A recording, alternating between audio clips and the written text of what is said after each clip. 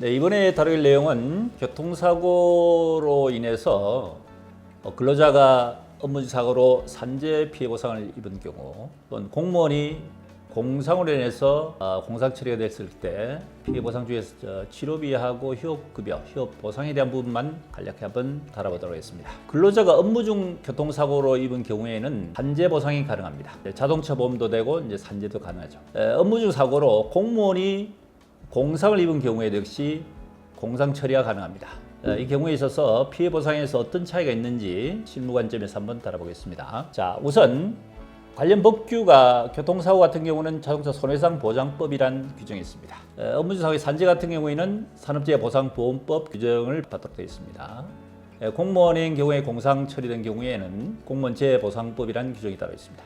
이처럼 각각의 법규가 있는데 피해 보상에 있어서 각각 법규에 의해서 어느 한쪽에서 보상을 하게 되면 상대방 제3자에 대해서 구상권, 대의권 행사하도록 되어 있습니다. 그러니까 한쪽에서 해주면은 사고 원인 재관 가해자에 대해서 구상권 행사할 수 있다는 얘기입니다.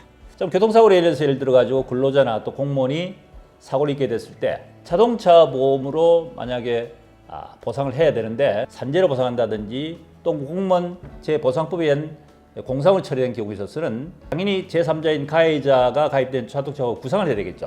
이런 구상에 대한 문제가 생길 수 있습니다.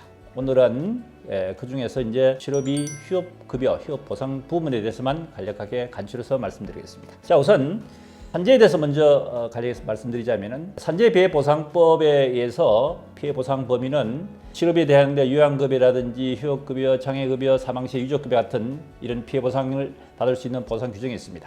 자, 그런데 자동차 보험과 산재가 중복이 된 경우에 있어서 피해자는 어느 한쪽을 선택할 수 있습니다.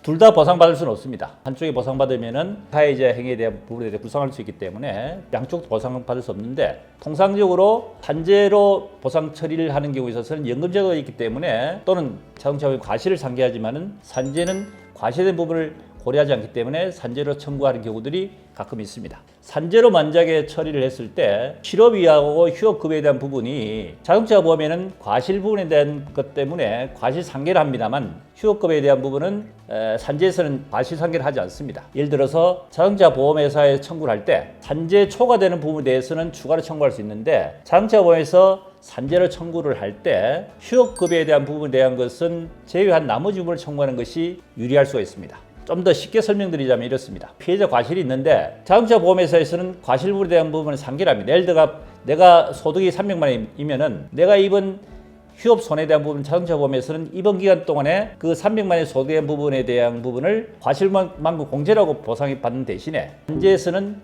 과실 상계를 하지 않고 그대로 다 지급합니다. 단 평균 임금의 70%만큼 지급하게 됩니다. 오히려 과실이 있는 경우에 있어서는 자동차 보험보다는 산재로 청구하는 것이 유리하기 때문에 피해자가 자동차 보험으로 청구를 할 때 휴업급여에 대한 부분에 대한 것은 제외한 나머지 부분에 대한 것을 청구하는 것이 유리할 수 있다 하는 말씀을 드린 겁니다. 자, 그러면 이번에는 공상에 대한 부분, 공무원이 교통사고로 피해를 입었는데 공상으로 처리된 경우에는 공상 처리가 가능합니다. 공상 처리는 공무원 연금법 규정이 아닌 공무원 재보상법 처리를 하게 됩니다. 일반적인 공무원이 교통사고를 입었을 때 공무 중 상해, 그러니까 쉽게 말하면 공상이냐 공무 중 사고 아닌 사고에 따라서 규정 자체가 좀 틀립니다. 일반적으로 공무원 공상이 아닌 경우에 있어서는 제3자의 가해자가 사고를 냈다면 자동차를 청구를 하면 되겠죠. 그리고 휴업급여에 대한 부분도 공상이 아닌 경우에 있어서는 공무원 보수 규정에 보면은 휴직기간이 1년 미만인 경우에는 70%, 휴직기간이 1년 이상인 경우에는 50%만큼에 대한 부분만 휴업급여를 지급하도록 되어 있습니다. 하지만은 업무 중 사고의 공상의 경우에는 휴직기간 중에 100% 휴업급여가 지급됩니다.